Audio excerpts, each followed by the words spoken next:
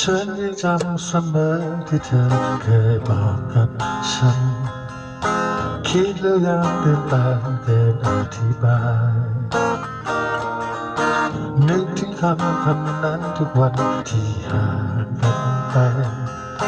เมฆมันเป็นดวงใหญ่และส่องถึงกัน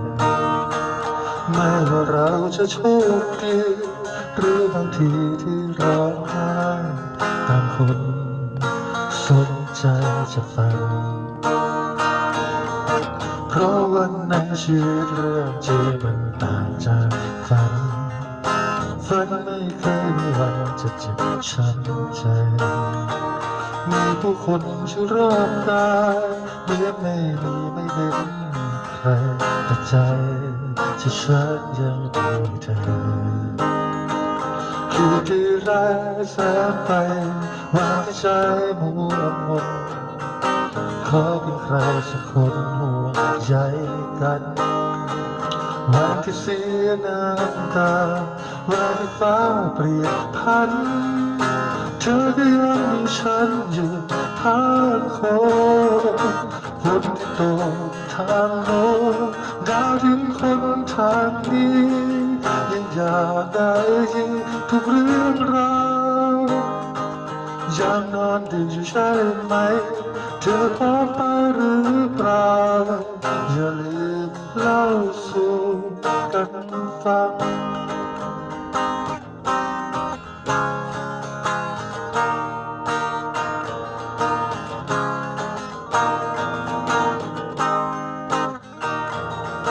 เพราะว่าในชีวิตเรื่องจริงมันต่างจากฝันไม่เคยมีวันที่เจ็บช้ำใจมีผู้คนอยู่รอบกายเหมือนไม่มีไม่เห็นใคร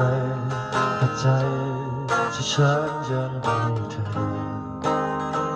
คืนที่ไร้แสงไฟวันที่ใจมัวมนขอเป็นใครสักคนห่วงใยกันวันที่เสียน้ำตาวันที่ฟ้าเปลี่ยนพันเธอก็ยังมีฉันอยู่ทั้งคนฝนที่ตกทางโน้นดาวถึงคนทางนี้ยังอยากได้ยินทุกเรื่องราว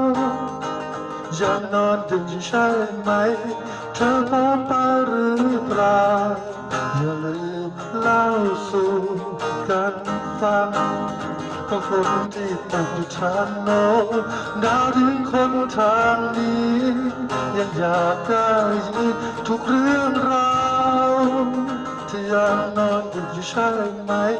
เธอพบไปหรือเปล่าอย่าลืมเล่าสู่กันฟังอย่าลืมเล่าสู่กันฟัง